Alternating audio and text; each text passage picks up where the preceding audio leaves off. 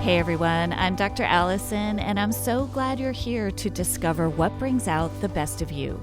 This podcast is all about breaking free from painful patterns, mending the past, and discovering our true selves in God. I can't wait to get started as we learn together how to become the best version of who we are with God's help. Hey everyone, and welcome back to this week's episode of The Best of You. Today we're diving into a topic I know so many of you are navigating: how to help our kids develop real courage and resilience in what feels like an increasingly anxious world. We touched on this theme last week with counselor Trey Tucker, who works primarily with Gen Z young adults. And today we're going to look at the same concern a little earlier in life through the lens of children and families. In this conversation, you'll hear a simple way to become the calm your child can catch even when you're stressed, why anxiety in kids often looks like anger, control, or distraction, and what to do in the moment, how to decide when it's time to consult a professional, and how to frame counseling as part of your child's care team, and 2 kid-friendly tools you can try tonight to right-size big feelings and build brave muscles over time. We'll also talk about an amazing new resource for kids that uses stories to teach emotional skills in a playful, shame-free way. It's creative, evidence-based, and honestly really fun. I'm thrilled to bring you today's conversation. Let's dive in. This show is sponsored by BetterHelp. Sometimes we turn to funny places for support. We find ourselves confiding in a hairdresser or suddenly downloading on our neighbor at the mailbox. It's helpful to chat with trusted people, but when it comes to real issues, complicated challenges that we face in our lives, sometimes we need more than casual advice. We need to talk with someone who is trained to help us, and that's where BetterHelp comes in. Therapy has been such a game changer for me personally because I know I'm talking with someone who's actually credentialed and focused on helping me grow. And with BetterHelp, you don't have to spend weeks hunting for the right fit. They've been matching people to licensed therapists for over 10 years with a 4.9 rating from more than 1.7 million reviews. And if your first match isn't the right one, you can switch at any time for no extra cost. As the largest online therapy provider in the world, BetterHelp can provide access to mental health professionals with a diverse variety of expertise. Find the one with BetterHelp. Our listeners get 10% off their first month at betterhelp.com/bestofyou. That's BetterHelp, HELP.com/bestofyou. Today, I am joined by 2 voices most of you already know and love. They are counselors and best-selling authors, Sissy Goff and David Thomas. Together, they have helped thousands, probably more than thousands, of families through their work at Daystar Counseling in Nashville, their best-selling books, and their top-ranked Raising Boys and Girls podcast. If you're not subscribed to it, go hit the subscribe button because they are doing such good work to help parents. They are now, I'm so excited to have them now. They are bringing that same wisdom to kids through a brand new illustrated series called The Daystar Dogs, which I love. These stories feature we'll get into it more in the episode today, but their stories feature therapy dogs, Lucy, Owen, Happy, and Pippa. And here's the thing that I think is so cool. And listen to these qualities, these emotional skills that they're going to help your kids with: courage, resilience, self-control, and jealousy. That's just 4 of them. I mean, do we all need help trying to empower our kids through courage, resilience, self-control, and jealousy? I am so thrilled to welcome David and Sissy Goff to the podcast today. Thanks for being here.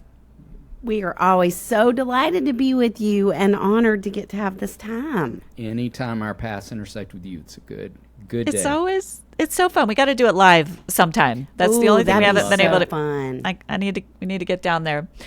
Well, I am so excited to launch into this. Because we're sort of back to school, we're sending kids out. Let's touch on this kind of anxiety word that's everywhere. We're talking about how kids are more anxious. There's actually a recent CDC study that's talking about how anxiety is actually raising in younger and younger kids. What are some of your top tips for parents to help their younger kids develop more courage and resilience, especially as we're thinking about them heading back into the school year? Well, you just said this on our podcast, and we are so Team Alison on this, that the very best thing you can do as a parent is to do your own work. Yes. Yeah. And so we were talking about the very idea that just like anxiety ripples over onto the kids we love, so does calm. And so does the reminder that we can live in both spaces, that we can feel anxious and nervous and worried, and we can still do hard things, that it's both things. And so we felt like there was not much that speaks to the heart of kids with those kind of messages like a dog. And that's why, we'll talk more about that, I'm sure, but that's why the dogs are communicating the message. But I do think for parents, it is so easy. And in fact, talking about research says the two most common parenting strategies in light of anxiety are escape and avoidance. So we see our kids in distress, and it feels like good parenting to pull them out of that distress. And in fact, that communicates the message, which we're not intending to, but it communicates the message, yeah, you can't do this without me. You are dependent on me. You can't do hard things, which is never what we're trying to communicate, but it's what is translated. And so when a parent can hold both things of course you have big feelings, and this feels scary, and you know what? You are so much more capable than you have any idea. There is so much courage, not that you have to rise up to, but there is so much courage that God put inside of you already. Oh, that's so good. That's so good. So much more is caught than taught in a way they catch our own sense of belief in them. Why do you think dogs are so helpful? I mean, I love my dogs. We were talking about this. We all kind of love our dogs, but why do you think they're such helpful kind of tools why do you think there's such helpful illustrations for teaching children how to navigate their own hard emotions? It was for us a really easy decision and a natural progression. We currently have 6 therapy dogs on staff in our practice. And so a lot of doodles. We do. We love doodles. And we talk about how much work they do that makes our job 10 times easier. You know, I think how many kids and adolescents have walked into this space feeling nervous, fearful, overwhelmed about that first appointment. Any parent who's taken a child you love to counseling, for any of us who've gone ourselves, that first appointment can feel somewhat overwhelming. And it's amazing how often we have seen kids settle early into the experience just in petting the dog, just in talking about their own dog. We're starting our conversation right there and telling a story about a dog they love, and how often we have seen evidence of kids telling more than I think they ever planned to tell in the company of a dog. And so because they do so much of the great work and the teaching in our space, it felt like this natural extension of what we do, that the dogs would lead in terms of teaching these emotional skills that we felt were so important. There's something so safe about dogs. That's beautiful. Yeah. Well, and I will tell you, the reason we started having dogs, so my first dog as an adult was a little Maltese named Noelle, and there were some people working at my house one day, and I couldn't leave her home, so I called our dear friend and boss, Melissa, and said, could I bring Noelle to work for the day? And she said, sure. And so that day, you know, we have all had this experience, and I was sitting with an adolescent girl who told me she wanted to take her own life. And so I called her mother, had her mother come to the office, and I needed to go sit with her mom and tell her what she had said to me. And so I left Noelle with this teenage girl and went and talked to her mom. And when I came back, Noelle was in the girl's lap licking her tears. And she just intuitively knew. Noelle just knew she needed to lean in with this girl. And that afternoon, I called Melissa and told her the story, and she said, bring that dog every day. And so now sweet little Noelle has this legacy of all these dogs that are such an important part of our work. And so many parents will bring their kids the first time to counseling and say, the only reason I got my child to agree to come is because y'all had dogs, which we love. I love it. I love it. That's beautiful. I want to get into a little bit how you're seeing some of these different things show up differently in boys and girls. It's one of the things I love about your work and your partnership. Before we get there, I want to ask a question I hear so often from parents, and that is, how do I know when it's time to take my child to therapy? Such a great question. It is, and we hear it often as well. Yes. And we would say two things to that. First, we'd say to parents, if things are in question, if you feel uncertain about that decision, we always believe it's a great call to consult with your pediatrician. Come in and meet yourself with a therapist first and just ask questions, because it may be that we do a lot of what we call parent consultations in our work, where we may just give parents a to-do list and leaving of some things for them to try at home that could be as much support as needed in that season. Or in that conversation, we might hear evidence of, I think it would be beneficial to go ahead and jumpstart this process. So I think a consultation is just a good, safe place to begin, whether that's with your pediatrician, whether that's with someone who does the work like we do, so that we're making sure we're giving the right amount of support. Not too little, not too much. Secondly, we would say we certainly want to watch for evidence of where something with the kids we love might feel problematic or difficult versus debilitating. So think, for example, you've got a kid who is sometimes teary on the way to school and feels really nervous about walking in the building. That's super common for a high percentage of kids, particularly in the first few weeks of the start of school. We're not overly concerned about kids who are teary on the ride to school, maybe even hesitant walking in, but can find their way in the building, and teachers report are settling in and experiencing learning and friendships and all those things. We're worried about the kids who can't get in the building, who it's not just a tummy ache, they're throwing up before they leave the house, or it requires an administrator to come out to the parking lot and help get them into the building, that it's become so debilitating. It's difficult for them to experience the normal and good things we want kids to experience of learning and relationships. And so that's maybe a way to think on a concern you might carry for a child or adolescent you love, of just, is it problematic or is it debilitating? Is it getting in the way of life for them? Because we don't want to wait until it's getting in the way of life and it's snowballed to that place.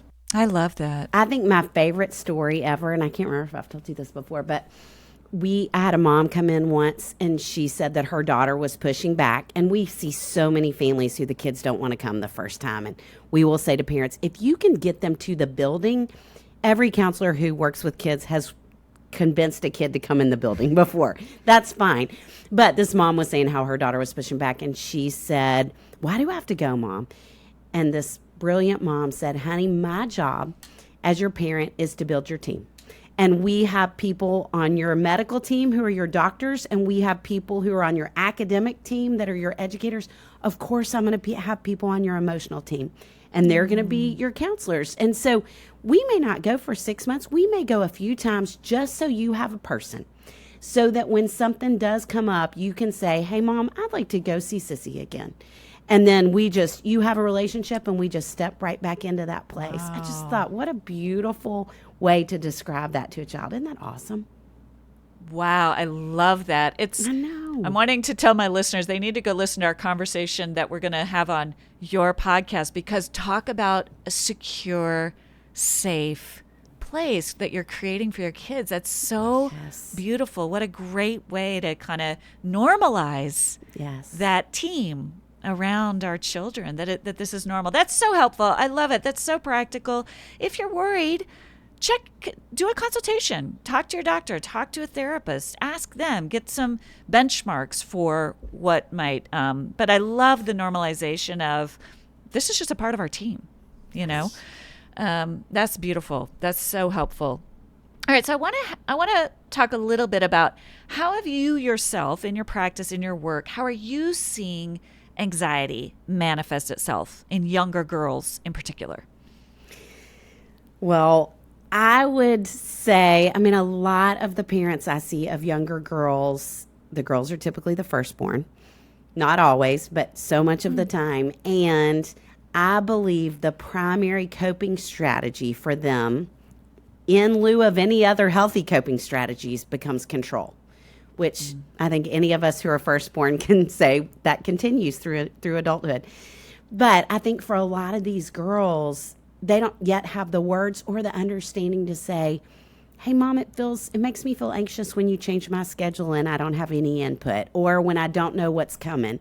And so they start to feel things in their body, and then they lock down on, I thought this was supposed to happen, or all of a sudden they just have a lot of anger or a lot of big feelings and get very rigid and very demanding even in what they expect and what they think should happen next. And I even see it happen in kids over birthday gifts or Christmas gifts, that they can get really rigid about something they think they want. And for a parent, it feels like entitlement, but really it's more about control. And so I think we know all behavior is communication from kids. And so anytime there are big feelings, I want parents to really track, okay, what are the patterns? When are we seeing this come up?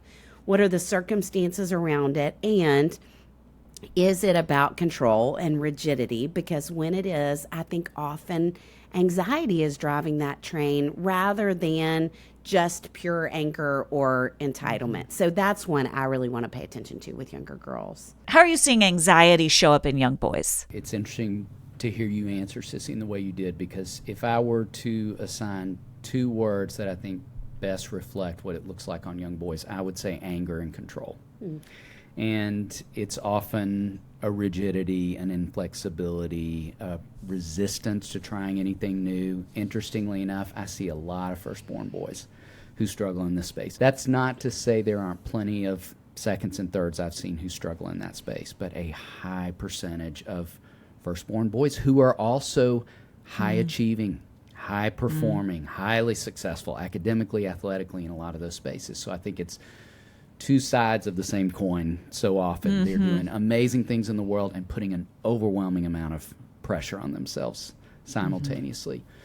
So I would say those 2 in particular, but one other interesting piece to note, I think with boys, young boys in particular, is that I think anxiety can masquerade as the symptomology of ADHD, because I think when boys are carrying a lot of excess worry and fear, it takes up a lot of cognitive real estate. So they often look distracted and inattentive, under-focused. And so really bright boys who are missing some basic instructions that, again, from an outside view could just look like classic ADHD, but as we dig underneath, it's often some anxiety that's feeding and fueling it. It's just taking up so much brain space that if we can clear out that anxiety, often we see less evidence of what looks like true attention hurdles.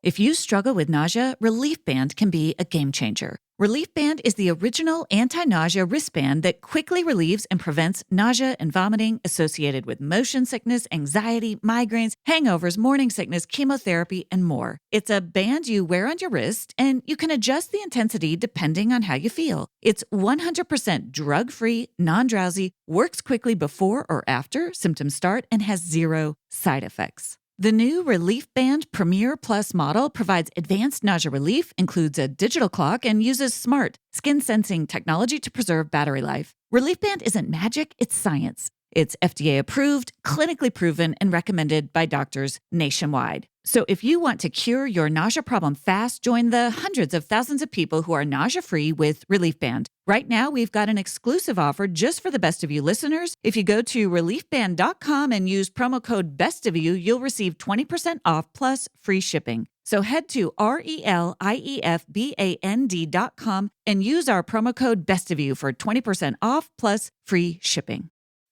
I've been traveling more lately, and while I love visiting other places, I'll tell you this, I always look forward to coming home. There's something so comforting about walking back into your space. And for me, one of the first things I look forward to doing is sleeping in my own bed, especially on our Birch mattress. It's that deep, grounding kind of rest that helps me release the tension I didn't even realize I was holding. And after a few days on the road, I notice the difference more than ever. Birch uses natural organic materials like fair trade cotton, organic wool, and natural latex. It's breathable, hypoallergenic, and free of harmful chemicals. We started with one in our guest room and loved it so much we upgraded to our bedroom too. And Birch makes it easy. It ships free to your door, comes with a 100-night sleep trial, and is backed by a 25-year warranty. If you've been feeling the weight of stress or travel or just need a reset, this is your invitation to come home to rest that truly supports you. Go to birchliving.com/bestofyou to get 25% off site-wide, exclusive to the Best of You listeners. That's birchliving.com/bestofyou and get 25% off today.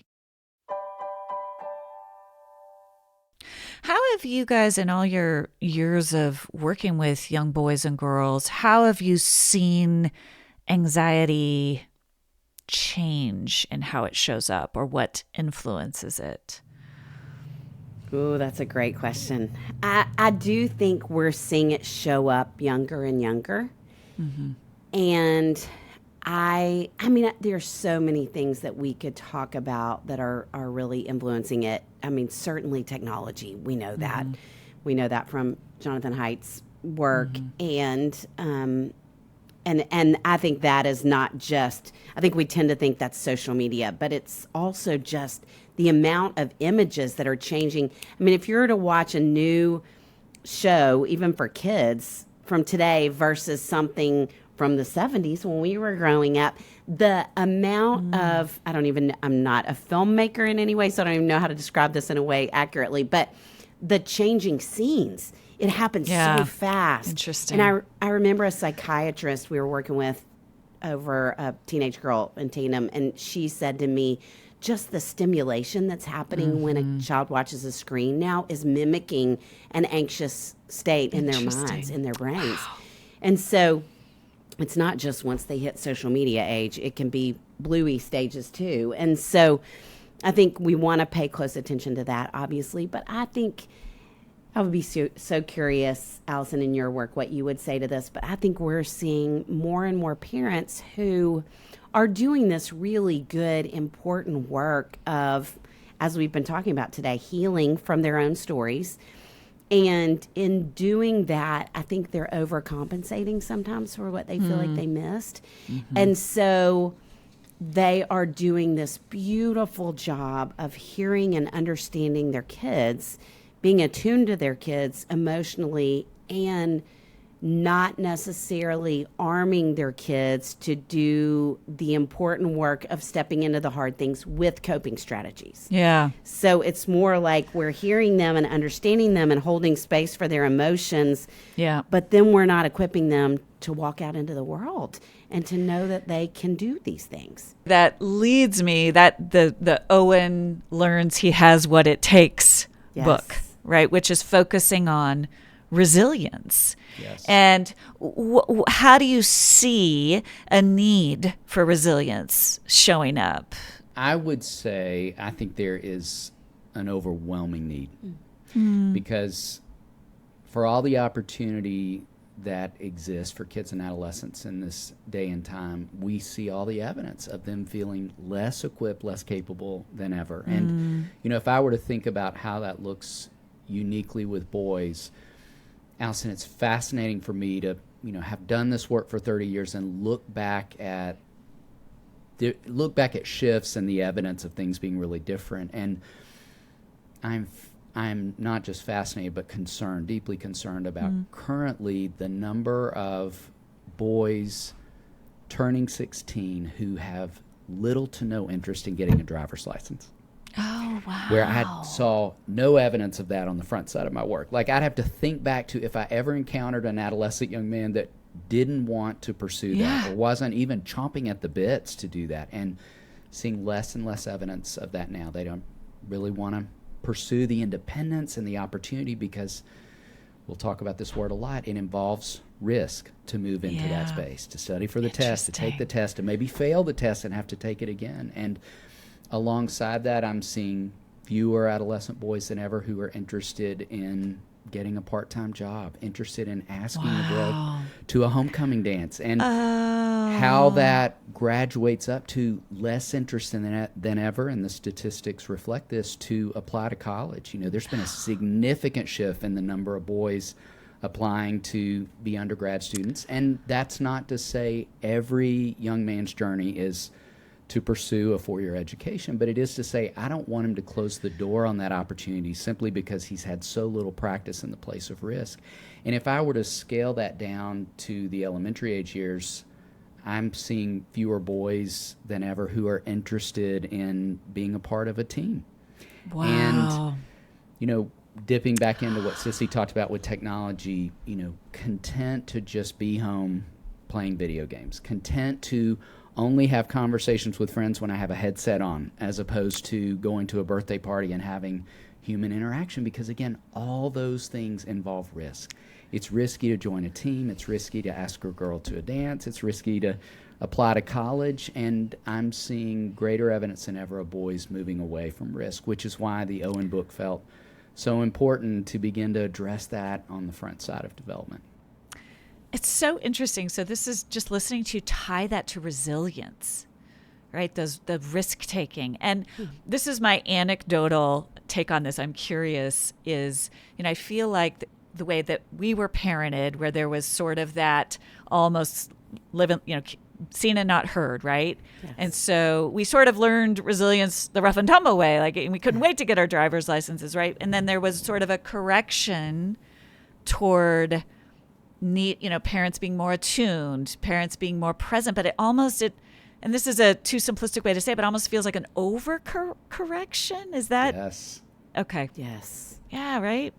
Mm-hmm. You're both shaking our head in strong agreement. Yes. There's a both and there, right? There's a both and that is so necessary in being a present parent. It's not. Gosh, okay, that is just so interesting. So let's talk about these books. So in Owen, I'm curious about this link. So in Owen Learns, he has what it takes. There's a feelings chart. Mm-hmm. So why is this feelings chart so important for these young boys in particular, as you're wanting them to develop these risk-taking muscles, this resilience? Yeah. Well, I think it starts with, if I can't name my experience, it's back to the wisdom of naming and taming. I can't tame anything that I can't name.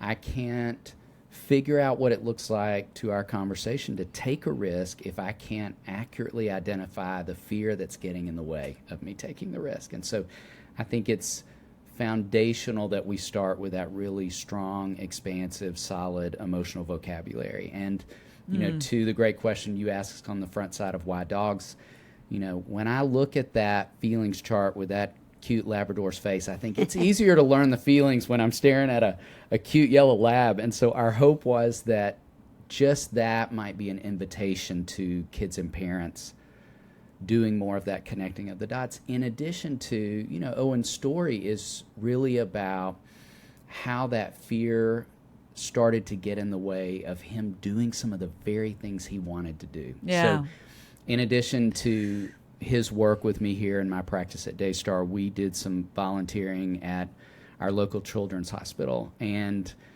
on the very first visit, after months and months of training this dog to be a therapy dog, we show up for our first visit, and we're in the hallway outside of the first room with this adorable little guy who's sitting on his bed in the hospital room. And I'm so excited to walk in and begin the work. And Owen is paralyzed. Like, he is in a sit position. I cannot get him in the room. And all of a sudden I start to realize he's overwhelmed by a lot of new things he's not yet encountered. The white coats and the noises and sirens going off from the machines in the hallway and people pushing carts up and down. And there was a lot of stimulation going on around him, and it got in the way. It triggered some fear. And so all of a sudden he's not wanting to step forward into this room and missing this incredible opportunity, this little boy who wants to be with him and who I think needed that visit.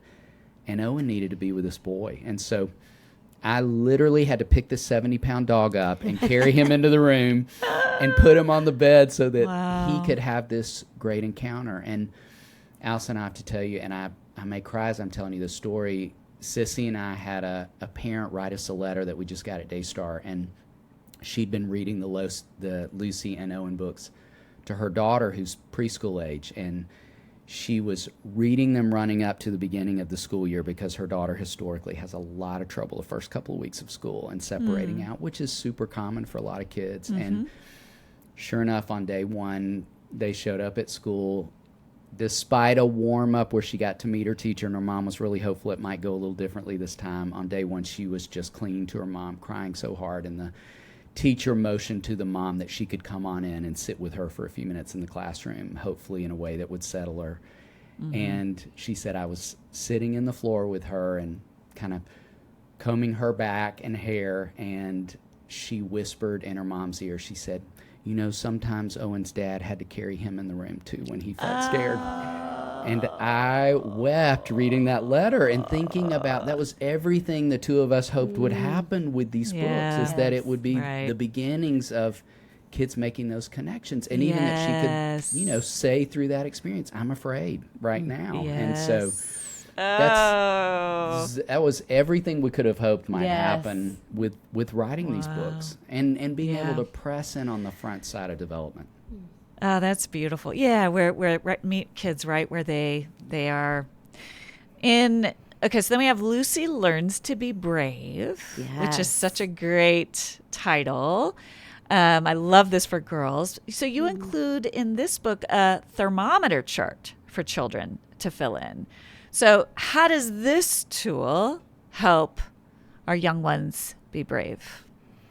Well, we talk often about how more kids than ever, if we were going to think about emotions on a 1 to 10 scale, more kids and earlier than ever are going to 10.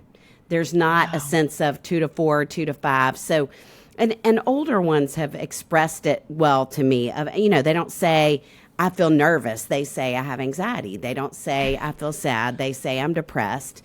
I had a mom, I think it was probably 3 years ago now, who said to me for the first time, and now I'm hearing this phrase all the time, but she said, I think my 7th grade daughter has rejection sensitivity dysphoria. Oh, boy. And yes, exactly. And I tried to say this with a lot of graciousness, but my immediate non-gracious thought was, what 7th grader doesn't have rejection sensitivity dysphoria? We all did. But we are sometimes using this really big language or having these really big emotions around very normal things. Yes. And so wanting to help at an early age, kids learn to have a sense of perspective and to have a sense of, Lucy, my little dog who I adored that I had for 15 years, for her, one of her biggest fears was hiccups. The first time I ever got the hiccups in front of her, I was counseling a mom, and Lucy ended up trying to climb on top of this woman's head to get away from me because she was shaking and so terrified of the hiccups. And so I use that in the book as an example of let's make a 2 a 2, and let's make a 6 a 6, and a hiccup is a 2.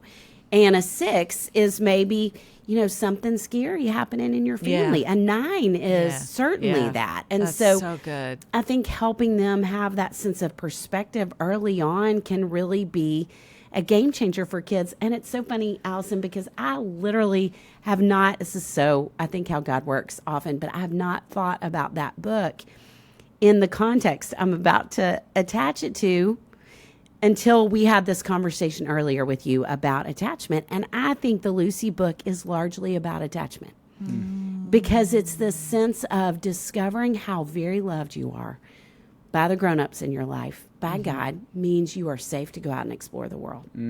Yes. And within that context, a 2 becomes a 2. Yes. And a 5 is a 5. Yes. And so that is exactly what the Lucy book is about. That when she discovers how much I love her, she's safe to do these hard, scary things.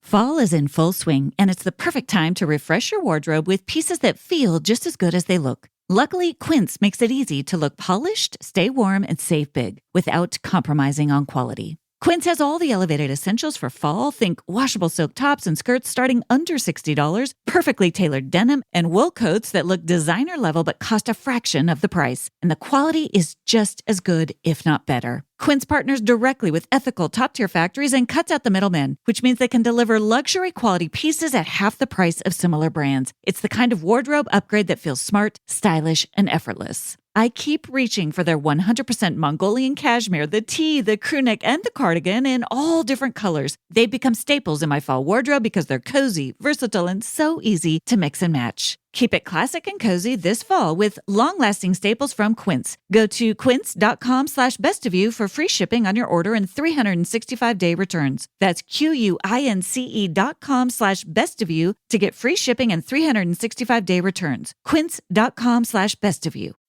At this point in my life, I'm less interested in surface answers and more drawn to scripture that speaks to both the heart and the mind. And that's why I've been spending time with the new NIV Application Bible from Zondervan. It's not just another study Bible. It's an experience that helps you truly understand what Scripture meant in its original context and what it can mean for your life today. The original meaning notes provides clarity around each passage, while the application notes help connect those teachings to the real, everyday moments we're walking through now. Each book begins with a thoughtful introduction, and there are questions for growth woven throughout, inviting deeper reflection, not just information, but transformation. I've also appreciated the Character of God articles, which give rich insight into who God is across all of Scripture. If you're looking for a Bible that helps you really live the Scriptures, not just read it, this is a beautiful resource to explore. Learn more at nivapplicationbible.com. That's nivapplicationbible.com. Oh, that's so good, and that's so empowering. As a child, you begin to trust that inner sense of, this is. I remember as our kids got older, we would ask them, "Is it, you're feeling anxious or feeling? Is it small, medium, or big?" And then as they got older, they could say it's small. Yes, they could self-reflect in a way that's like, it's small. It's like I'm fine. I can go to school. But and there was that ongoing trust of if it's big, I'm gonna do something different, but is it small? And you're kind of helping. I love the thermometer metaphor in that idea of helping them at a very young age understand those distinctions. That's so good. Oh, this is so good. I love this. Okay, so you've got 2 more books coming out. These are coming out in November, and I want to know. Listen to these titles: Happy Finds Her Calm, and Pippa Learns to Share the Spotlight. So we're looking at self-control and jealousy. What led you to land on those 2 key topics for these next 2 books? We had so much fun writing these 2 books in particular. I think we both cried writing the Lucy and Owen books because they were dogs we adored and that we have lost since then. But Happy and Pippa, we giggled our way through both of those books. And I'll talk about Pippa. Will you talk about Happy? Sure. So Pippa is a big sister who loves the spotlight. She's actually an only dog who loves the spotlight, and she's wearing a tutu and she's doing all the things, and everybody is so attentive to everything she does. And then she finds out she's going to have this baby sister, and Pippa for the first time starts to really struggle with jealousy, and that is a universal experience.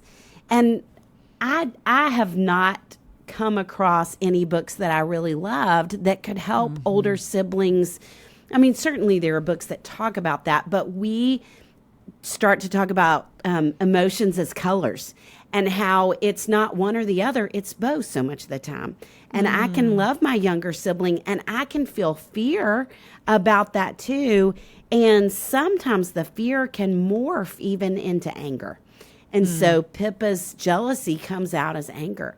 And so helping kids start to tease those apart and understand how all of these different emotions live inside of us, just that idea of naming it helps us tame it. That's so good. And so Pippa learns to, at the end, her little sister's in a tutu too, and they're in the birthday parade together, which is so much fun for both of them. I love that. That's great. And with Happy, we really did laugh our way through the writing of both these books. In fact, at one point, we were having so much fun, we said to our editor, we may never write another book for grown-ups. This is so enjoyable. But our hope within that was that parents and kids were going to laugh together, too, as they read these stories, because we both believe that laughing and learning can happen side by side. We always say that to parents, when we're talking around some harder things, let's laugh together, too. Let's laugh at ourselves. Let's laugh with the kids we love. And we talked a little earlier about how the lack or lacking the skills to regulate can get in the way sometimes of attention and focus, just as fear can. But one of the things we also talk about within the Happy book is how the other thing it can get in the way of is reading the room and missing some cues. And so Happy has a lot of moments where she's too much for her friends, and not finding her calm is getting in the way of relationships. But one of the other things that I hope happens in this book and the discovery is that we would love if a lot of parents might be willing to purchase a copy of this book for a teacher that you love, because Happy's teacher is the real hero of this story. Happy goes to therapy dog school. That's where it takes place. And her teacher is just a rock star, and all the different ways that she helps her strategize at school that spills over into home so that these things aren't getting in the way of all of what she's wanting to accomplish. Build relationships, have friends, enjoy school. Yeah. So our hope is that a lot of teachers feel really seen and encouraged through this story as well. And Happy's teacher, by the way, is named Kat with a K, based off of the teacher that we've both used for our therapy dogs. I love that. I love that. I love the whole collaborative approach you take, even in the stories in your work. It's reflective of your work with teachers and parents and counselors. And, it's all, I love how that's reflected in the story, right? There's all sorts of folks kind of coming alongside our kids who can be empowered to help them grow. And together, if we look at this series, we've got courage, resilience, self-control, and jealousy. So when our kids are addressing these 4 sort of core areas, how is that creating a foundation for emotional health? What does that look like when our kids, when we're really looking at our kids and we're kind of, we've got our own inner critics aside and we've got our own perfectionism aside. And we're like, I think my child is doing all right. I think they're, how do we kind of gauge that in our kids against these 4 kind of topics that you're helping us engage with? That's a great question. And I think it is so fun for them to be described through children's books because we would guess that the majority of readers are not reading themselves, but their parents are reading to them. Yeah. And so the fact that it is creating connection and conversation as they're reading and hopefully talking about these very issues together, I think gives the parent an opportunity to do some empathy work, to do some modeling of these things, to learn to ask questions. We have not only a therapeutic tool in each book, but we have conversation starters with kids. So if that feels hard to know where to start. But I think to everything that we've been talking about, I think the idea that a child is learning to say, this is what's happening inside of me. Yeah. This is what's happening inside of me. This is why I feel it. And here's what I can do about it. Yeah. And sometimes what I can do is just like your kids, I feel all this, but it really is small. Or I love in the Owen book that it's the analogy is Owen wanted to step backwards, but he learned to step forwards. That I can feel these things, I can understand them, and I can still step forward into purpose, into meaning, into connection with other people, into whatever is in front of me. Yeah. That is an opportunity to grow and to learn. I love that. And I think the only thing that I would add to that is I love the quote from Frederick Douglass that says it's easier to build strong children than to repair broken men. I think there's incredible wisdom in those words, and I think it excites the two of us to think about building these skills into the youngest of kids, that they would be practicing in these ways, that they would be having these kind of conversations with their parents and laying this foundation on this side of development. And I was thinking, just as you were asking that question, Alison, I will never forget a couple of years ago, I was leading a group of 2nd through 4th grade boys, and one of the boys came to group that week, and his parents over the weekend had told he and his sister that they were getting a divorce, and he was reporting that to this little group of 2nd and 3rd grade boys, and he started crying, his little voice cracked, he started crying, telling it, and there was another little boy who a year before had navigated that exact same transition. And as this little guy was trying to tell the group about what had happened, this other little boy who lived that already started scooting closer and closer to him. I don't think he even knew that it was happening, to where by the time the little boy finished his reporting, he was almost touching knee to knee and looked at this little guy and said, I remember when it happened to me, and I promise you're going to be okay. It doesn't feel like that right now. Like, I watched this beautiful interaction happen between 2 elementary age boys, and I had this thought midway through it thinking, I cannot even imagine the two of you as adult men. Like I started thinking 30 years down the road and thinking to be practicing these things right now, practicing empathy, practicing active listening, practicing all these different emotional skills on the front side, how that's going to inform who you are as men in the world, how it's going to shape your own marriages, how it's going to flow out into your own experience of parenting. So I think it's just that great reminder of the earlier we can teach these skills, the more we can practice these skills on the front side of development. I think it can be game-changing for kids in their future relationships.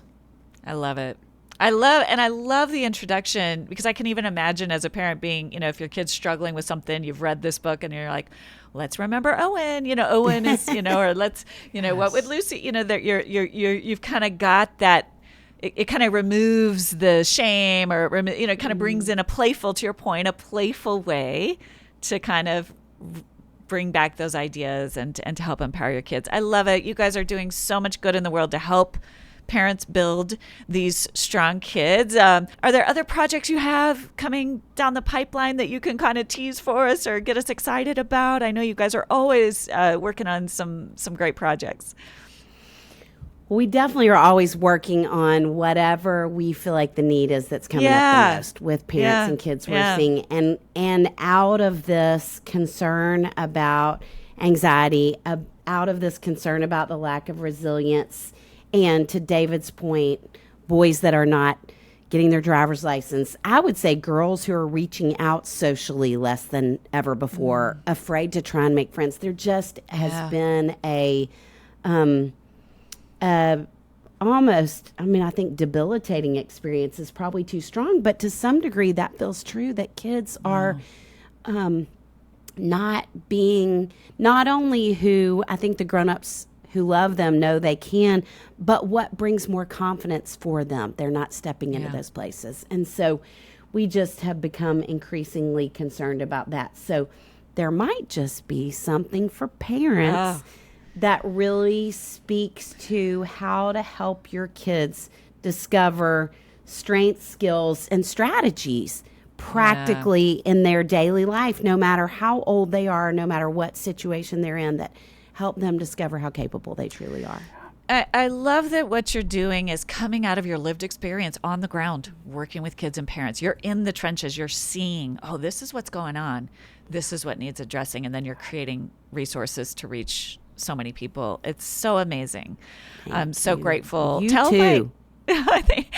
my listeners where they can find you and find the series and learn more about your work and upcoming projects that you'll have too.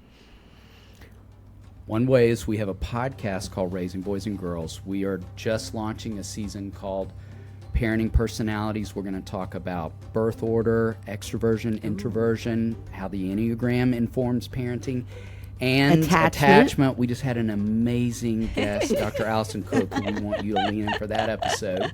That sounds awesome. That sounds like a great talk about series. Others.